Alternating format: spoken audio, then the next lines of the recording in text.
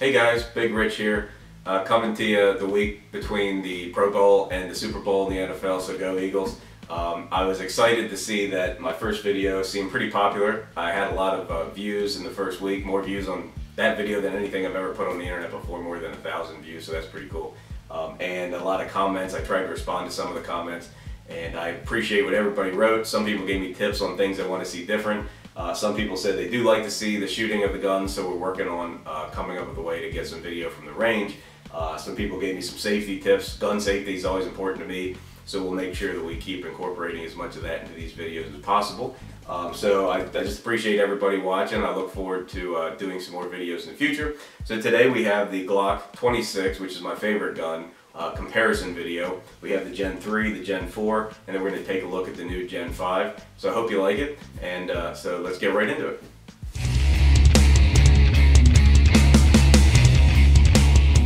I was excited to find out that the Gen 5 Glock 26 would be coming out in January 2018 because it hadn't been that long since the Gen 5 17 and 19 came out, and I thought there might be more time between those releases. So pleasantly surprised to find that out because the Glock 26 is my EDC and is my favorite Glock. So this video we're going to talk briefly about some of the differences in the generations. I have the Gen 3 Glock 26 here, the Gen 4 here, and the new Gen 5 here.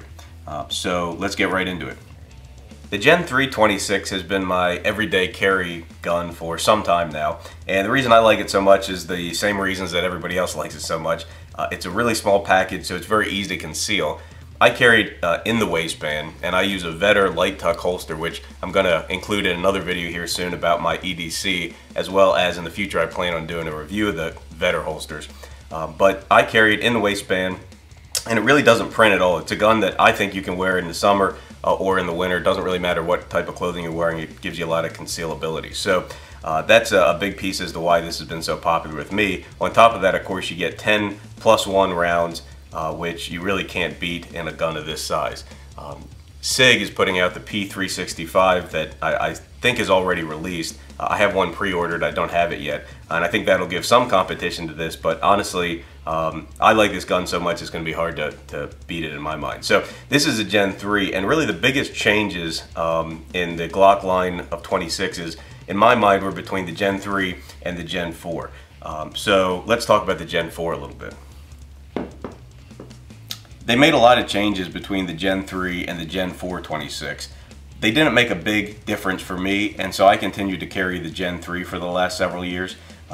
One thing I find with small pistols like these are that the internal changes that they make to try to make the shooter more accurate a lot of times doesn't make a noticeable difference. So I think you're sort of as accurate as you're going to be with either of these guns at this size. But one big change that was noticeable both in feel and in visually looking at the gun was the grip. So the original 26 has this grip, which I like. I think you get a good hold on it, but it's a little bit smoother than this, which they call the RTF, or the rough textured frame, which gives you some more grip. So that was a big external change that you could see, and another change you can see there's a larger mag release button.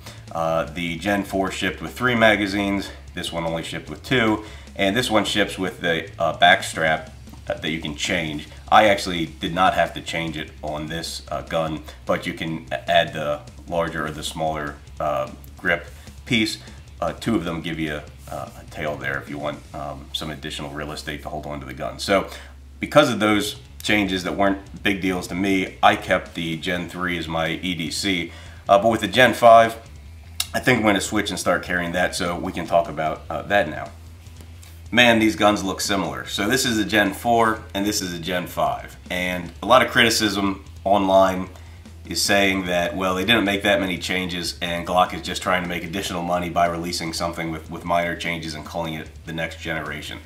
I think that it could be true that the changes aren't that significant, but remember, Glock is a popular firearm, it works well, and I feel like you don't want to change something that's really working great for the customer and that is popular with the customer too much, and sometimes making minor changes is just what you need to do to improve a firearm. So Glock is putting out a sort of a list of changes that they're making between the guns.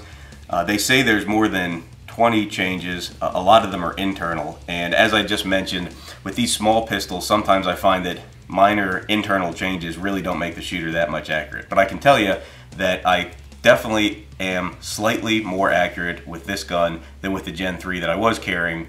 So that's why I've decided to go ahead and upgrade and start to carry the Gen 5. Now, the big changes that Glock is talking about is, first, there's a different finish on the slide. They're calling it their NDLC finish, which is supposed to be even more corrosion resistant, stronger, and you know, sort of keep its color better than the past slide finishes.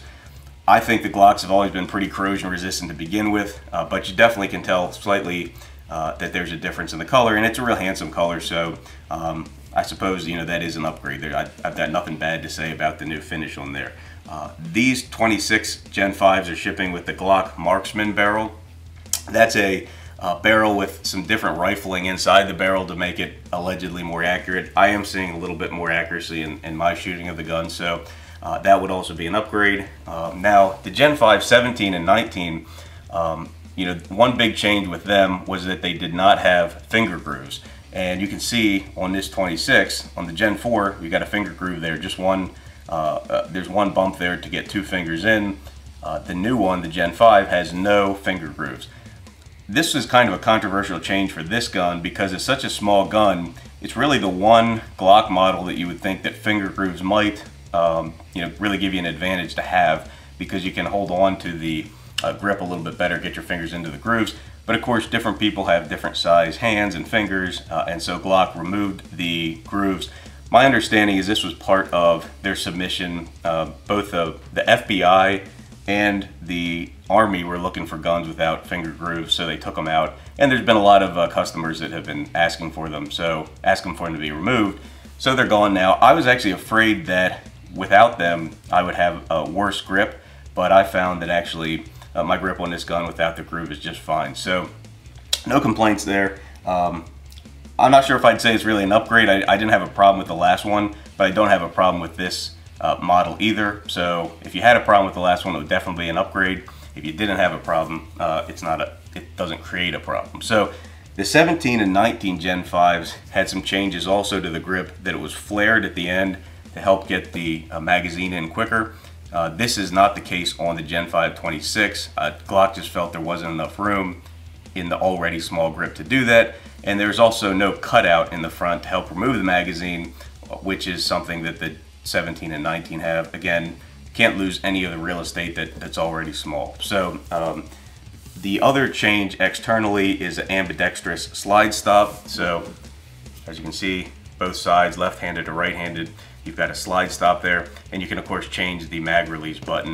Looking at the Gen 4, nothing on this side where the slide stop is. So those are kind of the primary changes. One other thing, the magazines, it ships with 3 10-round mags, now have this orange follower, making it easier to see when you're out of ammunition, and definitely that's a good thing for when you're doing a safety check.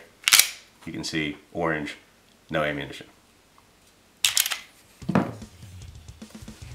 With the Gen 5 26, I'm still not using any additional backstrap, so that's the same as when I carried the Gen 3. I find that I get a pretty good grip on the gun. The thickness of the gun is good for me, and I get a good grip on it without one. That's something I'm really going to want to compare to the SIG P365 when I get that here in a few weeks, because I think that that gun is still going to hold the 10 rounds, but is going to be thinner, I believe, and I'll be interested to see how I can grip that. So as it comes shipped, I'm going to carry this gun just that way. One other change I forgot to mention, the takedown pin. There's only one here. There used to be 2 here. And so that's a change from the other generations of this firearm.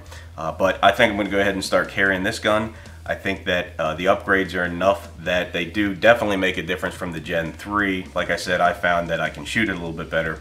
And so we'll give this a go. And maybe in a few months after I've carried it for a while and shot it some more, we'll come back and do another video to talk about how I feel about it at that time. Thanks for watching. I hope you enjoyed the video. If you did, I want to keep seeing comments. I always appreciate those, and I try to respond to them. Please subscribe, like the video, and we have some other stuff coming out. We're going to try to do maybe 2 videos a week if we can, but we're trying to get at least 1 out per week and do a lot of new stuff for you guys in the future. So thanks again.